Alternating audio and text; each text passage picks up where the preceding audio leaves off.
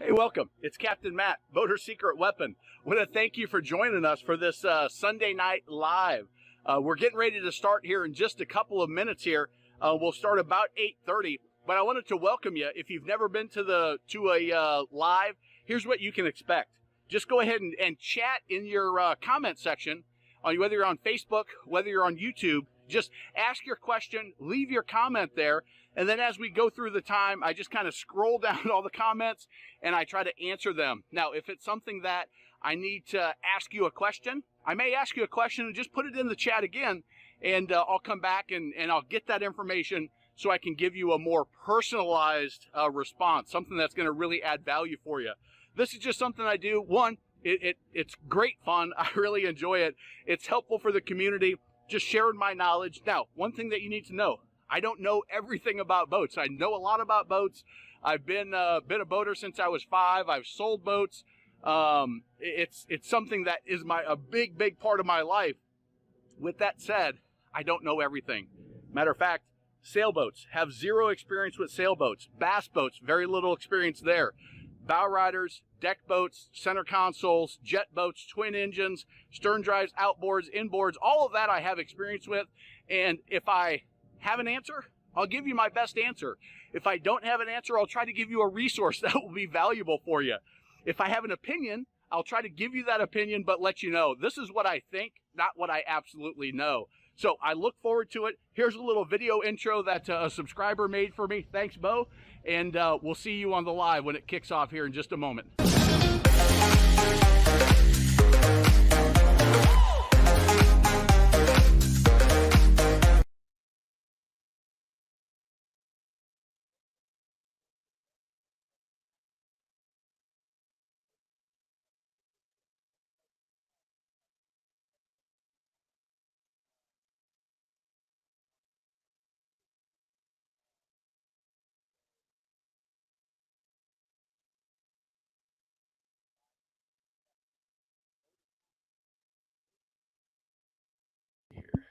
How about now? Is that Brian Hux? I just forgot to turn my mic on. We are, as you can see, we're remote today. Behind me is beautiful Lake Loudon, just off Lake Tellico outside of Knoxville, Tennessee, at my in-laws. Silence is golden. Now we're good. Yep, good. Ray, I don't know if you would want to sign on just to look at this pretty face right here. I'm surprised even you want to listen to me talk sometimes, but I'm glad that you do. I'm glad that you do. So welcome everybody. Hopefully you had a great weekend. Sounds like had some storms out and about, and we got Ray from Indiana. I've got a sticker inside my shirt. This is the center console version of the sweatshirt. You can see it on the back. It's a little chilly down here in the basement today. They're all having dinner upstairs, but Charlie up in Minnesota, Ray in Indiana, Boater Tom. I got your email, and I'm going to talk about that to get us started off here as questions are coming in. Stormy up in Minneapolis area. Ray, hot, humid pop-up storms in West Virginia. Brian, these are the in-laws that I'm at, are the West Virginia side of the family, Clarksburg, Bridgeport area. So there is a lot of West Virginia love in this house. Eric, I'm gonna get to your question here in just a moment, but I'm gonna start with R&R Adventure, 87 and humid up there. Oh yeah, that's right. Your hometown, the area. But we're gonna start with Boater Tom. Boater Tom asked a question about getting his captain's license. So let me see if I can go into my email and find that, because I knew that's how I wanted to start off. We may be having Brock join us as a guest here. He had a fishing tournament. We kind of hit each other back and forth a little bit late, so I'm not 100% that he's going to make it on. I'm not sure where he was coming back from, but he may pop in with us If you do happen to, Brock, if you do happen to just join on the thing, feel free to just click on that link and pop in at any time. No big deal. But Boater Tom asked about getting your captain's license and the experience. So when you go through, there's different things that you need to accomplish to become a licensed captain. So the first level is called an OUPV, an operator of uninspected passenger vessels. That allows you to run a boat with up to 6 paid passengers. And the requirement for that is that you go through captain's training. So that is a certain number of hours, but I did it in 3 12-hour days. So 36, 60, 72 hours or so of in-class training. And you've got to actually be in class. You got to go over certain things. It's got to be by a licensed provider or approved provider by the U.S. Coast Guard. You have to have a CPR and first aid class. You have to pass a drug test. You have to pass a physical. You have to, there's one other thing that you've got to do, a basic like background check as well, and get approved for your TWIC card, which is a kind of a background approval that the Homeland Security does, because you'll have access to ports and to different areas as a merchant marine. So that's part of it. And that you have to have 180, I think it's 180 days of, you want to say hi real quick? Yes. All right. We've got a quick special guest. This is my youngest who kept us. We had to run her to the urgent care today to get checked out and get some antibiotics. So we didn't make it on the water today, except for swimming at the dock. Okay, thanks. See you, babe. Take it tonight. Yes, you do need. Tell mom you need to take it right now because you got to take it with food. And so that's the OUPV. Document that. Here's how they document the hours. So they document the hours with self-documented 4 hours of boat operation. Now, what they consider boat operation, Tom, is you have to be on a boat and paying attention. You don't have to be running it. As long as you are the lookout, as long as you are, not just totally oblivious to what's going on, which if you're on a boat, you're there. So you personally write it down and you fill it all in. It can be from the time that you're 18 to your current age. You have to be 18 is when the clock starts, and you can take all of that boating experience. You have to tie yourself to the vessel that you're operating or that you're on, that you're saying this is your time. And then you also have to say, was it inland lake? Was it near shore, or was it offshore past the line of demarcation? Then you get that aspect of your operation time. So you do have to have that, but you can go back for as far as you want until you're 18 years old. And you take your time there. If you don't have that, you've got to build those hours up, but it's all self-reported. When you move up to the master level, you have to take another section of classes. When I did that, I also took the towing endorsement. So I would have that in case I ever, wanted to do some side work for CETO or Boat US, or just to have it for the knowledge. And then you have to document another series of time on the water. For me, 99% of my time has been inland lakes, rivers, waterways, somewhat near shore. But if you have that past the line of demarcation, then you can have an offshore certification, near shore certification, but mine's all just inland lake. So that's how it works. But again, now it's another 180 days. So 360 days of operation, at least 4 hours considered as a day, tied to the boat, are you the owner of that boat? Were you an operator? And then you got to work through all of that through the Coast Guard regs. So that's how it works. So that's why somebody like, I had a girl in my class that was at the time 20. I don't even think she was 21 yet, but she was on the ski show team. So she helped with the boat. So she would be running for practice. She would be running the boat. She drove boats, and that was just self-reported time. Okay, we got another quick special guest. This is my oldest. Hi. Is that it? All right. So Who's on the phone call with you? I know we got 24 people, but I'm talking. Okay. So. Okay. All right. So that's how that works. Okay. So hopefully that I know we got some questions coming in, And if you have questions, as we talked about in that intro video, just leave them in the chat and we'll go. So thoughts on Proline Express 20 or 23? What year, Eric? Because Proline went out of business for a number of years, and then the brand came back in 2015, maybe. And this is very common in the boating industry, where a brand is doing good, recession hits, the cycle, we're at that up peak right now. As the cycle comes back down, as it always does at that bottom, brands go out of business. All of their hard goods are available.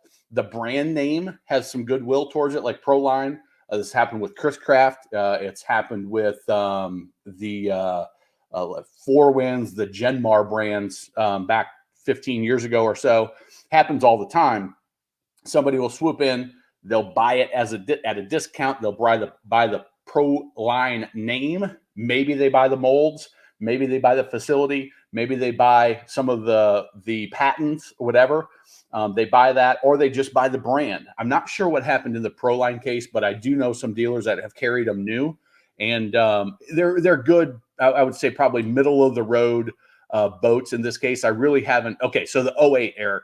If you're talking 08, you're talking the original Proline, which were well-built boats as well. I would say middle, a little bit upper middle maybe in that line.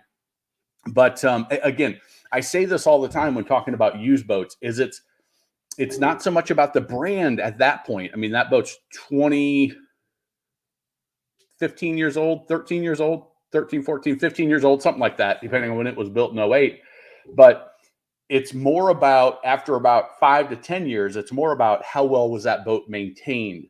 Because at that point, if it was built cheap, it's going to show itself.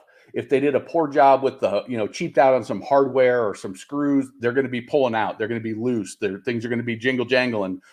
Things are going to be shaking loose and not matching up right in the hatches and the latches and all of that stuff.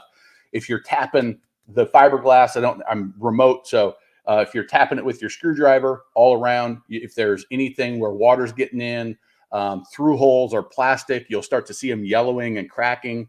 A sign that you need to address that before you start taking on water. But those are things that I would do. Proline, you're going to be fine. It's probably got a Yamaha on it, and just go through the boat. But it's not so much about the brand at that point. It's about how well it's been taken care of, and especially the motor. Check all the live wells, check the pumps, check the bilge, all of that kind of stuff. You go through the toolkit, the boat buyer's toolkit, which you can get for free, are things that you'll want to check out. All right, let's see here. Holy smokes, Bill, 100 in Maryland today. Let's see here. Dodging squalls on the St. Lawrence. Montanay Semper Libre. I'm going to guess that's a something with West Virginia. I don't know. Holy smokes! Amadso is 107 in Sacramento. That it was here we're just outside Knoxville, and I bet it was probably, even though I was running around at urgent care trying to get prescriptions on a Sunday out of town, and ended up having to go to 3 different pharmacies to get the antibiotic that she needed. It was probably only 90s here. We have a festival coming up on July 6th and 7th called Seafair, Blue Angels, hydroplane racing. Hate to be the one patrol. Yeah, that's yeah. I'm assuming maybe you mean August 7th, or maybe it's next year. But there is in Jacksonville, Florida, they have a Blue Angel show right off the coast there. They do it at Jacksonville Beach every other year. I think they flip-flops to where they do it. But at Jacksonville Beach, I guess it's just amazing that seeing those guys being on the water. I mean, just a perfect environment. And then you add the hydroplane racing. I've been to the Lake of the Ozarks shootout, which is a big boat race. It's basically a drag race where they're running typically side by side, just 2 at a time. Some of them, they might just go 1 at a time, depending on what they're running. But they'll hit speeds up to 200 miles an hour. and they've got it, boats lined up on the sides. It's nice and wide. It's in the main channel. They've done it just a half a mile from our cove that we're in, but they've moved it around the bend now towards Hurricane Deck. But it is a good time, and it's amazing to see some of these boats that are run through there. All right, so hopefully, Eric, that answered your question. And let's see here. The Punisher, thoughts on 08 Rinker, 200 hours, 100 on the Gen, Doc Princess. I'm not sure what Doc Princess means. If you want a Punisher, tell me what that is. But again, I'll say the same thing that I told to Eric Baker is it's an 08. It's more about the actual boat, how well it's been maintained, even more so on a cruiser. Rinker, great band. It's peaking upper mid level. I wouldn't put it in that top level, but upper mid level. They did some really nice cruisers. I've run some of the Rinker cruisers. Matter of fact, may have been a 320. I sold a 320 about that era when I was selling boats, but that was a while ago. And 200 hours on a 15-year-old boat is low. Could be good, could be not good. Depends. Were those 200 hours put on, 20 a year for 10 years, or were they put on 50 the first year, 25 the second year, 20 the third year, and then it sat for a period of time? I would ask those questions. I would also watch the video. And again, I'm not at my usual setup here, so this is going to be a little bit clunky.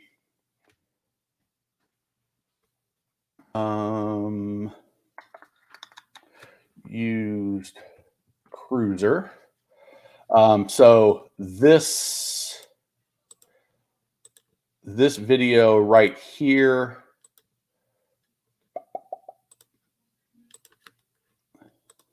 So this video right here, used cruisers 24 to 50 feet. It's a 36-minute video, so it's really, really in-depth. I would encourage you to watch that one, Punisher.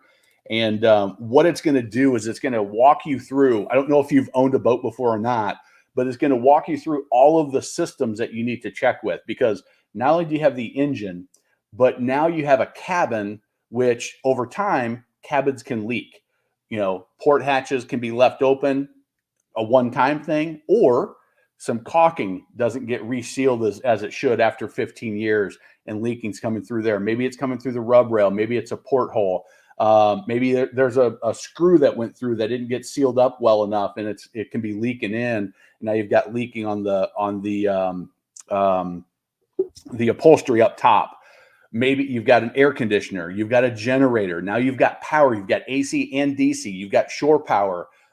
You've got the microwave. You've got a water system. You've got a head system with the black water tanks. You got hoses that you need to check to make sure that they're not going to be all stinky and gross when you start using it, if you're going to use it as a condo on the water.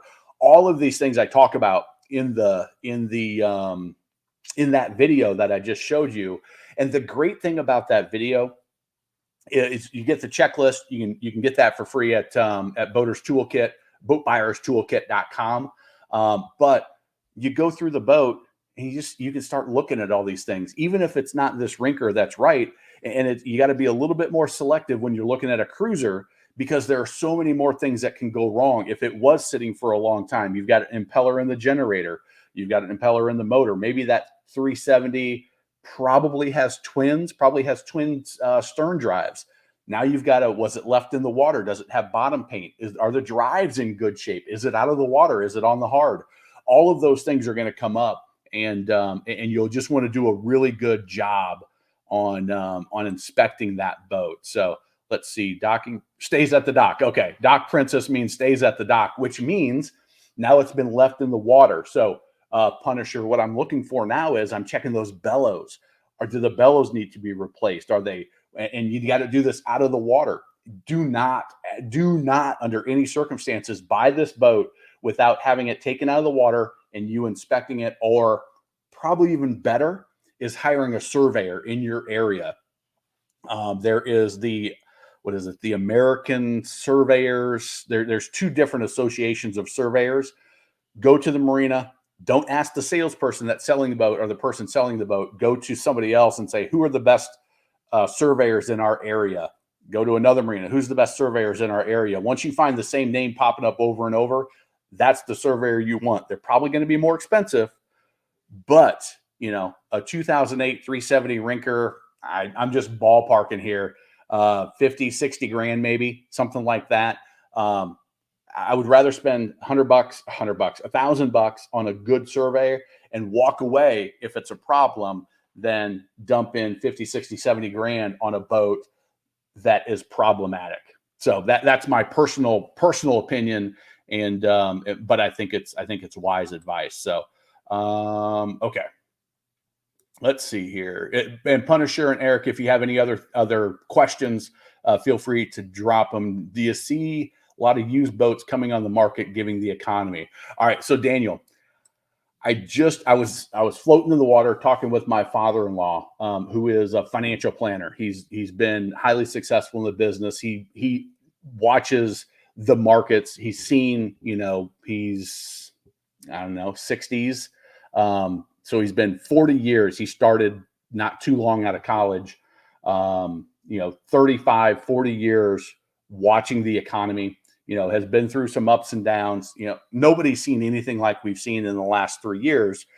But I was like, what do you think? I said, my neighbor is looking at an 08 Cobalt, like the 308. And my comment to him was, I would wait just a couple of months and see what happens after Labor Day. I don't know what's going to happen, but I'm starting to see a little bit more coming on the market, things staying a little bit longer, not just turning, for sale, multiple offers that same day, over asking price.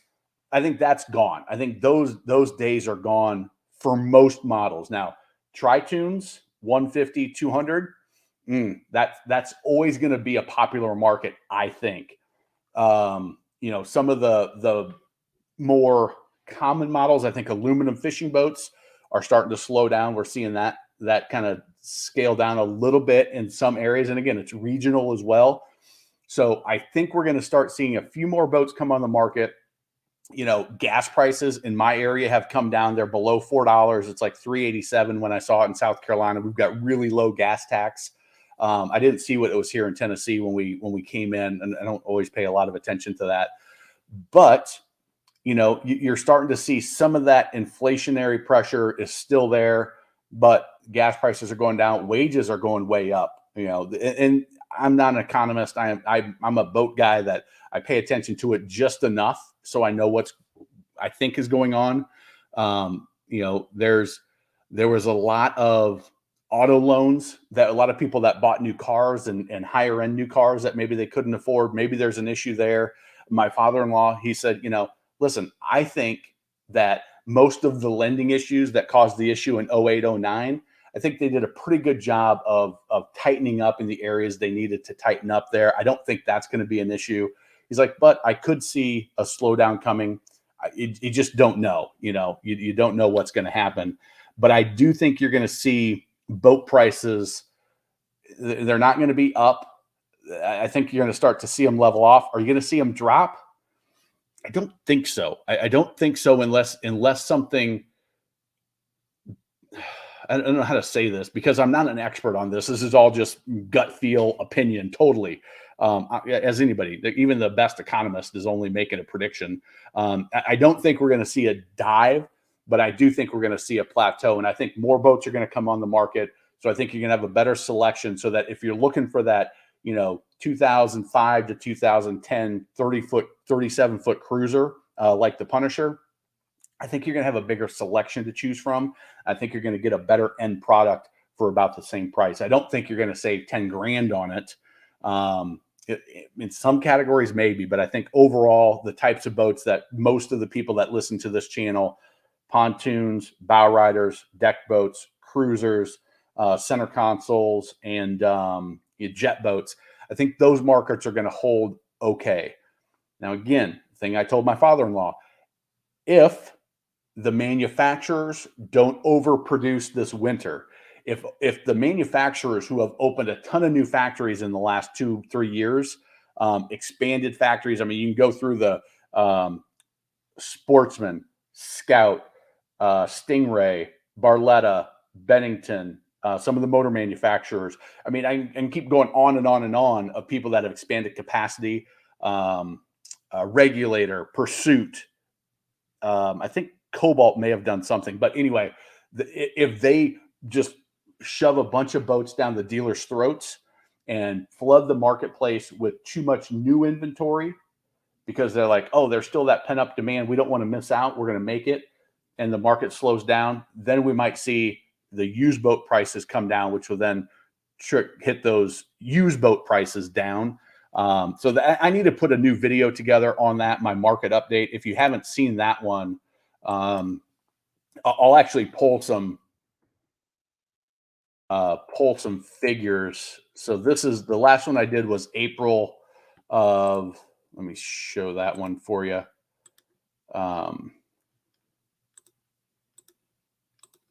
So this one right here, the red spring update 22.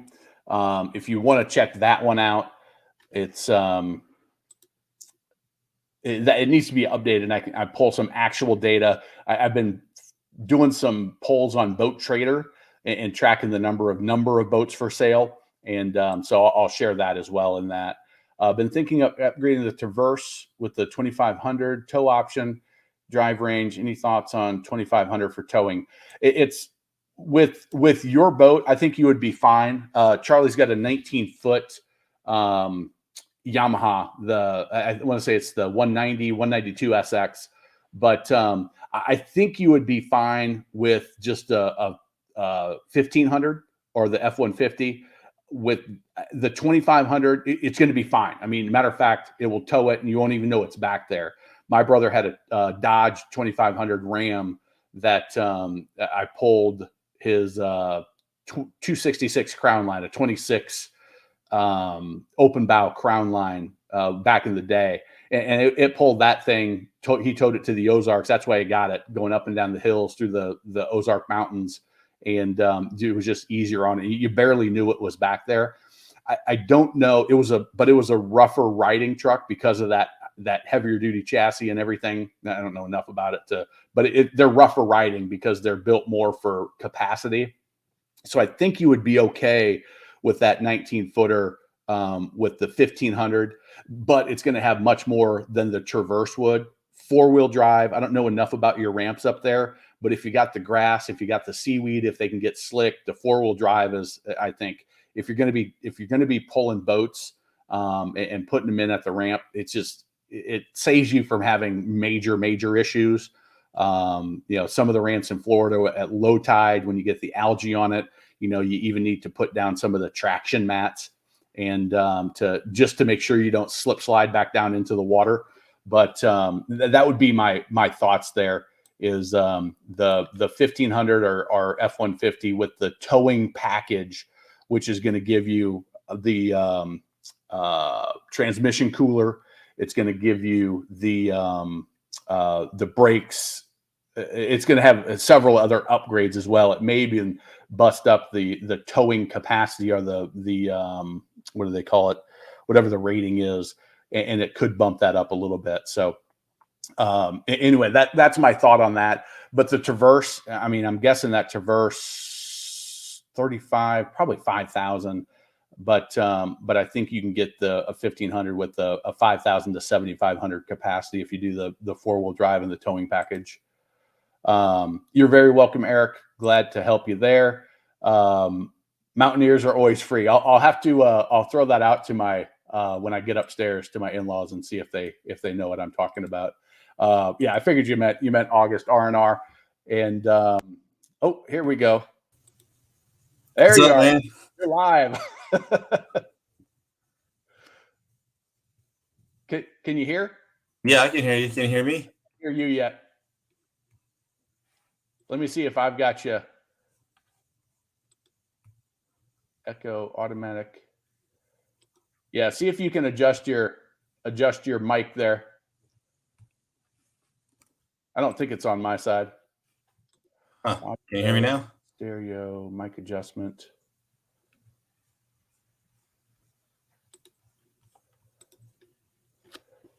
Can anybody hear? Can anybody hear Brock? Or maybe it's just me. Maybe I got my volume turned down. Try again, Brock. Yeah, I'm not. It says I'm unmuted. Nope. Let me see if anybody can you see the comments? Yeah, I can see Hux. Okay, so everybody can hear you but me. That's kind of weird. You keep talking. Hey, Charlie was asking. Hux was asking about. Let me put up his. Thinking about moving. He's got a 19-foot Yamaha jet boat, probably 4,000 pounds total, I would guess. And thinking about moving from his Traverse to a bigger. And I'm going to see if I can fix my speaker volume while you. Yeah, 2,500. I Share don't some know. Are you looking thoughts. at a gas or a diesel there, Hux? Because a diesel, if you've never owned one, they are quite a bit more maintenance than a gas. I had a 2,500 Dodge, and I ended up getting rid of it. I got a Tundra 1,500 now that I tow my boats with, That's and what I want. it pulls it fine. But yeah, 2,500 for sure would. I mean, All it right, would tow let's see if that a works 21 better. footer, no problem. Nope. Oh yeah, gas. Yeah, 2,500, man. They're nice. They definitely pull. I mean, you could pull. I'm not sure about I the don't know, Chevys. Brock. I'm That not Dodge able I to hear you. had, that thing would tow close to 20,000 pounds, depending on your cab configuration.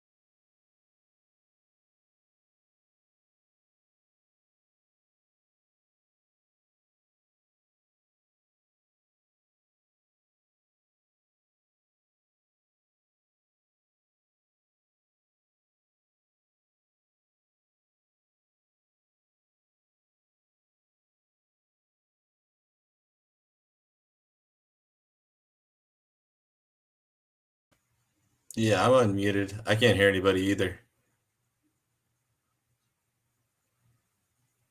Yeah, I'm unmuted. I can't hear anybody either. Yeah, I'm unmuted. I can't hear anybody either.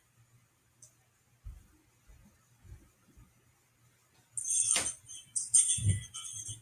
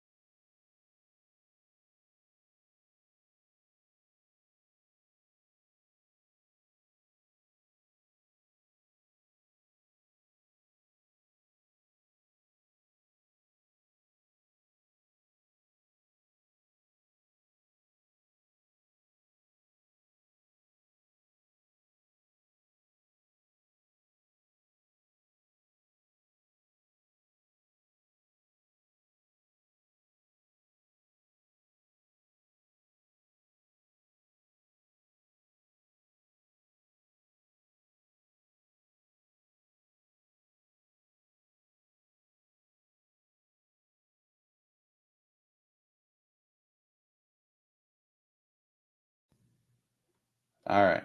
So, is my audio back yet? Yeah, I can hear you. Okay. All right. There we go. I don't know what was going on. All right. Let's see here. So, have you any experience with StarCraft, their deck boats? No, I've never even heard of them.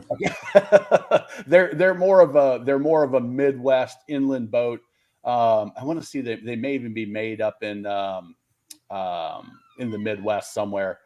But yeah, I've inspected them. It's a value level boat, but it's perfect for just cruising with the family, and it'll be a little bit rougher in chop because it has a pretty flat bottom. You don't have a lot of dead rise, and it's not really a tri-hull, but you don't have a real sharp V up front, and it comes wide all the way to the front. It's almost like a rectangle, but a nice roomy family boat.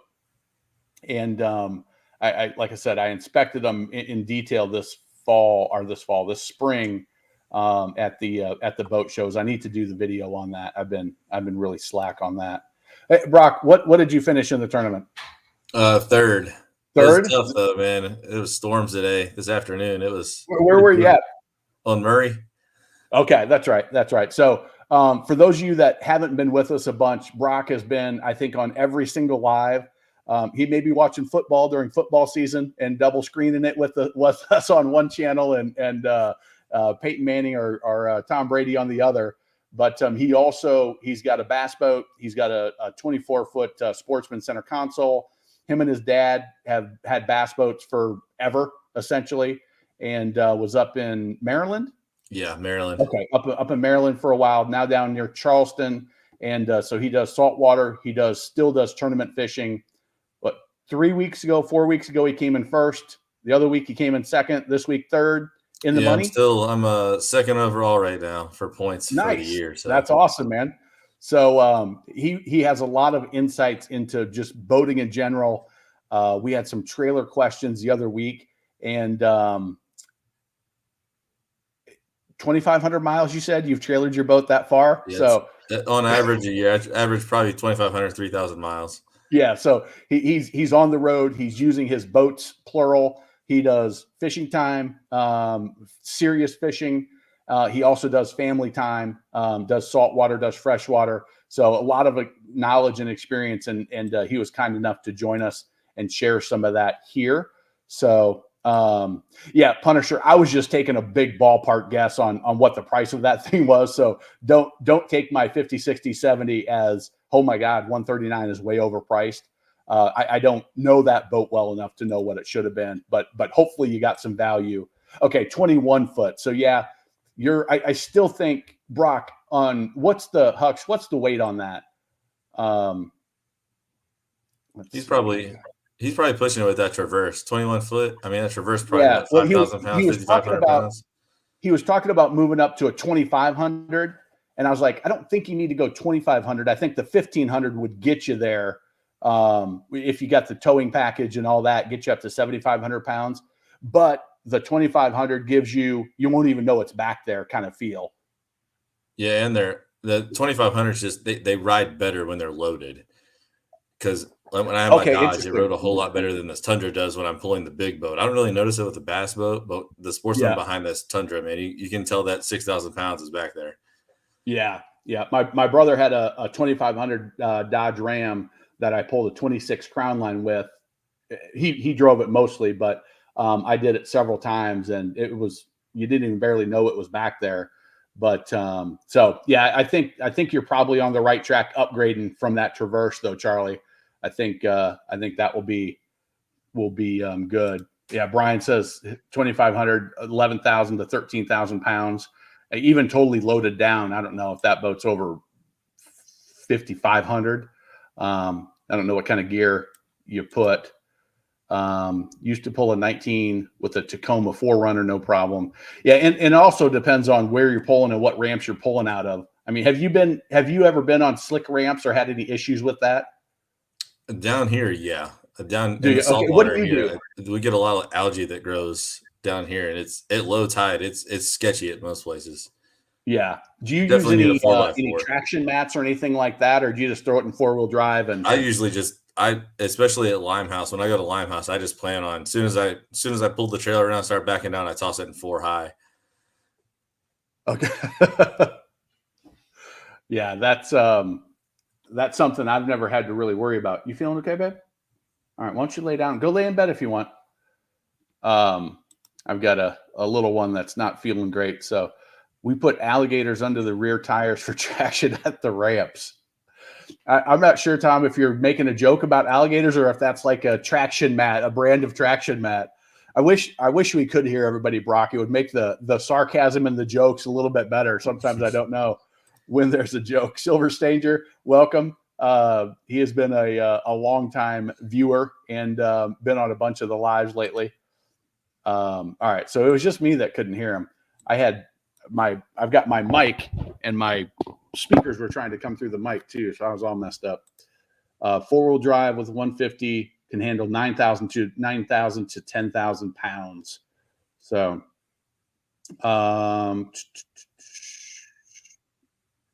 can't hear.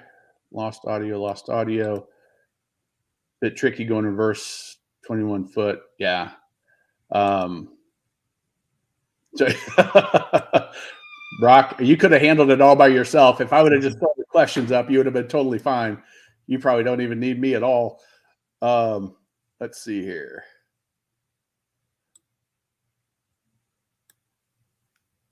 No sound.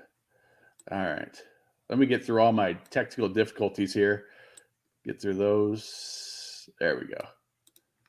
All right. Holy smokes. I think that Voter Tom, I only speak English, man, and I barely speak that okay. It's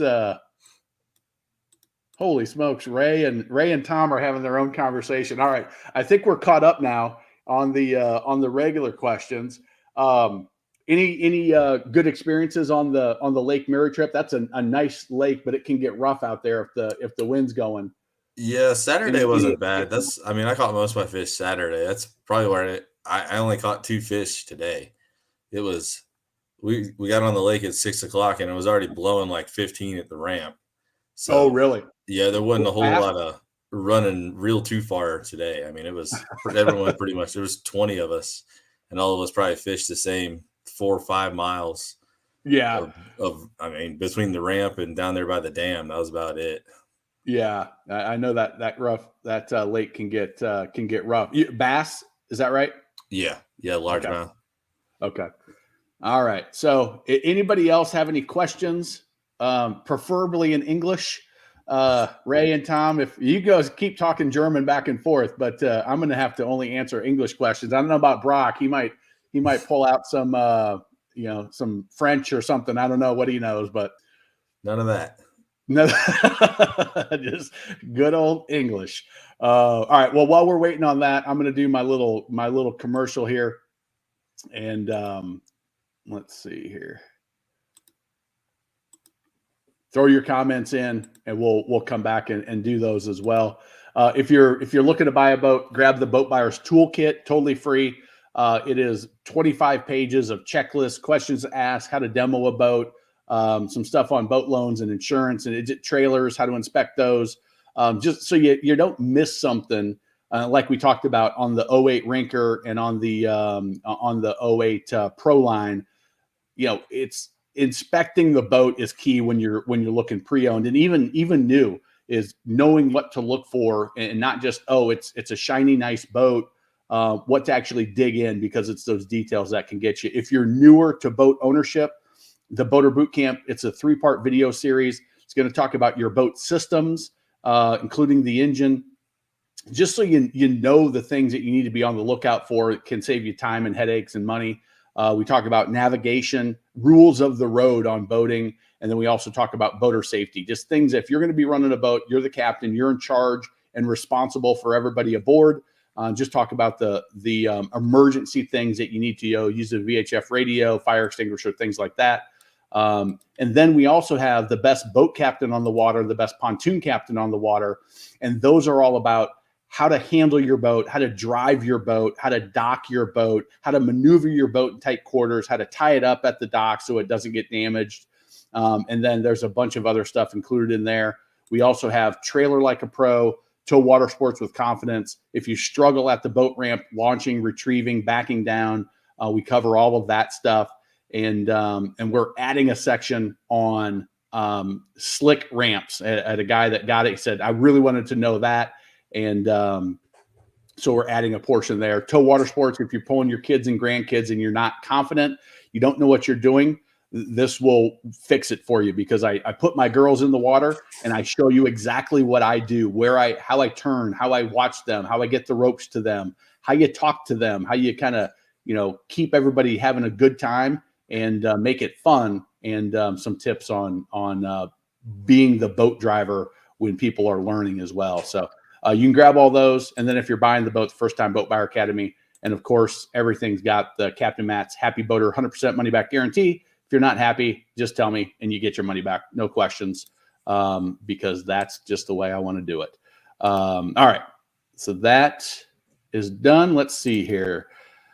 Jack says, what is boater etiquette when pulling a boat up to, say, a restaurant on the water? People are tied up and trying to 3 or 4 deep off boats. It's a tough one. If I'm coming up to a boat ramp or to a boat dock at a restaurant, I am not going to tie off on somebody else's boat unless they say it's okay. Now I know in some areas it's more common than others. If they have dock attendants and the dock attendants say, hey, let me help you out and let me do it this way, I might be more apt to do it. If the person's on their boat, I'll say, hey, buddy, would you mind if I tie up here, put fenders out, make sure everything's good? Just call me when you're leaving and I can untie so I don't hold you up at all. But I would want to personally talk to them. Brock, I don't know if you have those issues there in Charleston, because you mainly have side docks there that you're tying up and you don't have really the space to go 2-3 wide. Do you have any experience with that or any thoughts? So I don't have any personal experience with my boat there, but I know down on Shim Creek, that's where they usually raft them together down there, at least 3 or 4 deep, because Red's Ice House is there, and then Tavern at the Table. There's 2 restaurants side by side with probably about a 300-foot side dock. And the big boats, they usually, all of them have dock attendants, and they try to put the big boats up against the side docks, and then they'll tie off the smaller center consoles out in the channel. And then tie there.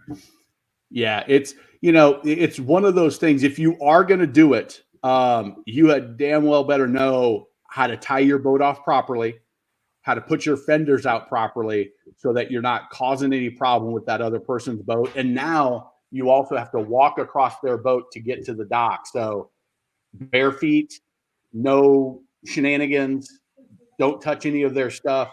I personally am hesitant to do it. Now, I've done it, but I've always talked to the person whose boat it is or the dock attendant and said, we cool? Is this okay? And then, hey, I'm sitting up at that table. When you need me, I'm going to come down, because I don't know whether they know how to get out of that situation and not leave my boat floating away.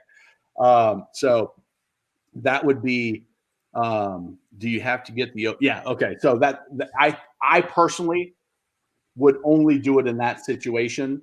Now, if I'm at a busy restaurant, let's say at the Ozarks, they're pretty good about, she's okay sitting there if she wants to, but I don't know how exciting it is. They have slips for the most part, and all of the restaurants, when they're busy, have dock attendants that, you throw your line to them and they make sure nothing gets too crazy out of hand. But I've also been to restaurants where you have to do that. And I'm always gonna look for the owner of that boat. And then again, if I'm on the seats, I'm watching down there the whole time and making sure when that owner comes down that I'm talking to them. Oh, was that bad? We just got a bucket handed to my youngest that I took to the urgent clinic today. So if you hear any weird noises, pay zero attention. It's just somebody getting sick next to me. So hopefully, Jack, that gives you some insights there. The thing about etiquette is it's all opinion, right? You try to do what's right. And it depends on the situation a little bit, depends on your skills, but I'm always going to be cautious because people are, it's their baby, it's their boat. And, you step on the wrong person's boat and it could end poorly for you, especially if you don't do it right. My question about the sea breacher. Oh, ever see one? Ray, I have never seen one. I've only watched the videos. I know in some like resort areas, they rent them out and they'll either take you out. I guess if you're confident, they might let you run it, but I think they've got people in it. Hey, Brock, have you ever seen one out in the wild? No, not around here at least. I know they are crazy expensive. My gut tells me like if you go, what would be a big resort area that may have one? Like, I'm sure they probably have down South Beach. Yeah, that I was thinking Miami, South Beach, maybe like Havasu or something like that would have one or two. But when you price them out, if you saw that one on the video, the sailfish, you're like, holy crap, that looks amazing. It's awesome. So, but I've never seen one out in the world. What's that? I'll show it to you. It looks like a fish. It's called the sea breacher. You're welcome, Jack. Be glad to answer that one for you. Ordered a 15 whaler. May 2nd. Marine Max is saying October. How long should I wait before I give up? There's not going to build it. Good guys, they will build it. Brock, you want to tell your Sportsman story? Yeah, so Sportsman right now, they're backed up at least a year. I ordered a boat back in 2021 in August, like August 3rd, August 4th. And when I ordered it, they said it'd be in by December, January of 21, 22. It got pushed in October to March, and then it got pushed in January to May. And if I would have stuck with it, a guy just took delivery of his that ordered back in July of the same exact boat I had. The problem they're having now, so they have all the boats. Like the boats are built sitting on the trailers. The problem is if you ordered a 300 XTB Yamaha, there's none until November. So they're trying to get you to repower it with a cheaper Mercury. I don't know if they're giving you any money back for it or not, but you're either stuck with the 250 Yamaha or a 350 Verado. Yeah. I know Suzuki has been sneaking in a few manufacturers and getting on some transoms that way because you can't get the Yamahas, and Mercuries are a little bit better, but especially that 200, 250, 300 seems like, and 350 seem like the ones that are really, really, really hard to come by. Now with the 15 whaler, you're putting a 60 on there, maybe a 90 at the most, I would think. They've got the connection with Brunswick, the same company, so they shouldn't have that engine issue. But I'm not shocked. And here's the good guys. Here's your choice. Like Brock was in the same situation. Either you wait and you take it when you can get it, or you try to find a pre-owned one that is available, which on a whaler, if it's a Montauk or if it's a 15 Montauk, good luck finding one of those out there. If it's a sport, maybe a 15 sport, but finding pre-owned whalers is like needle in a haystack kind of search in most areas. So they will build it. Matter of fact, a buddy of mine, I'll have to talk to him. I haven't talked to him since he got back, but he was down at the whaler factory the other day. He sent me a video of him out on a 420 Outrage. A Conquest, a 420 Conquest. I was like, that looks amazing. But they will get to building it. It's just a matter of when is it going to show up. You're a smaller horsepower motor, so that's a better situation than if you said you were getting a 24 with a 300, like Brock mentioned. Those are really tight. And I think there's a lot of manufacturers like Sportsman that have boats ready, just waiting on something to throw in the back. Some of them are at the dealers, some of them at the manufacturers. Brock, didn't you say that there's a big lot where you could see it, your dad, for you to see them all lined up? If you go out the front of my neighborhood, right across the street is where Sea Fox boats are made. And they've probably got 3 or 4 acres of land behind their facility that's fenced, and all you see are boat trailers with T-tops and boats sitting on them with no motors. No motors. No, all of them are So, finished, and I you assume they're know, all rigged, but there's no engines on any of them. yeah, it's, unfortunately, it's a weird thing with the Yamahas. The all of the shipping delays, all of the supply chain issues. They're just having a hard time. Mercury's fared better, from what I understand. Suzuki was in the fortunate position of not having much market share, and so they had the opportunity to, you know, pick up some market share, and they didn't have those same supply chain issues because they weren't as big. They had that growth capacity, and that some people are switching. Now, you're not going to get a Suzuki on a Whaler. No matter, it's just not going to happen. You're not going to get a Yamaha either. But I would just stick with it and look in the pre-owned market. Like I mentioned, who was that asked about where the used boat market was? But I think you'll start to see a few more used boats come on the market. But like I said, used Whalers, they're hard to find in most places in the country. Most people get them, keep them for the long haul. And what do you see, Brock? Do you watch the used boat market at all, or do you see So around here, boats in it's Charleston a area? whole lot of center consoles around here. I mean, Yeah, you pull up Facebook Marketplace on any day. I mean, there's 3 or 4 pages, but most of them there's very few that are, 2015 and newer. Most of them are 2002 and older. Most of them are 90s boats, yes, early 2000 boats, because a lot of those guys bought ordered boats, and their ordered boats finally came in. So they've got brand new boats, and now they're stuck with their old one that they're trying to offload.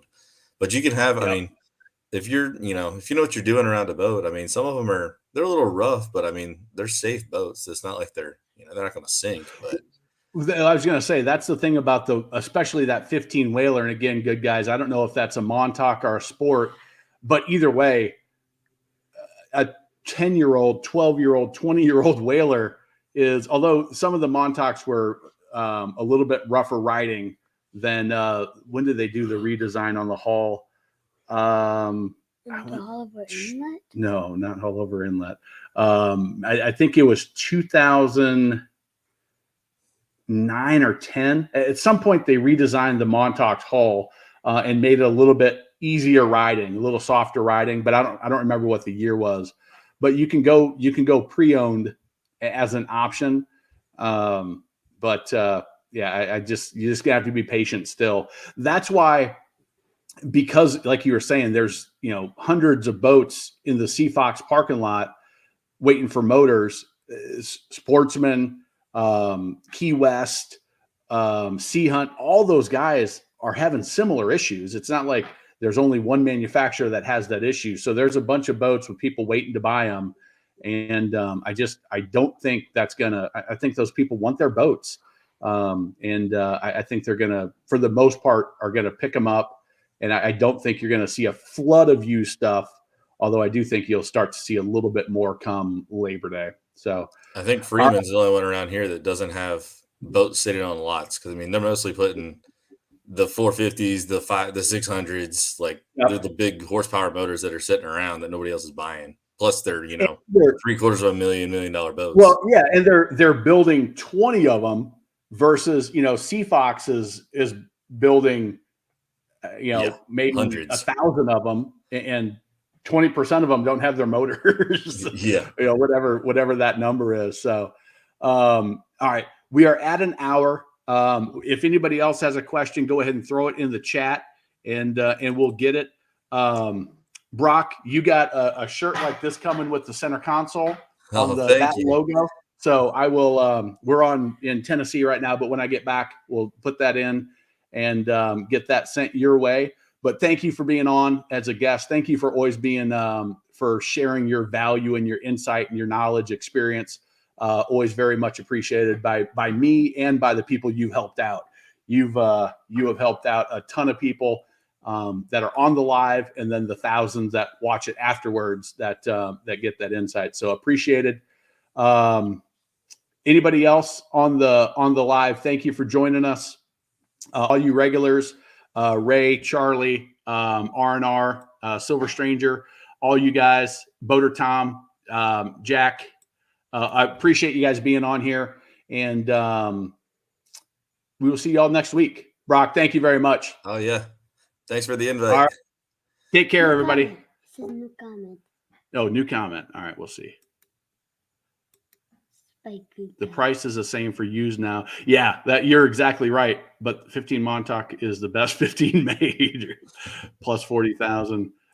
They can have it in stock.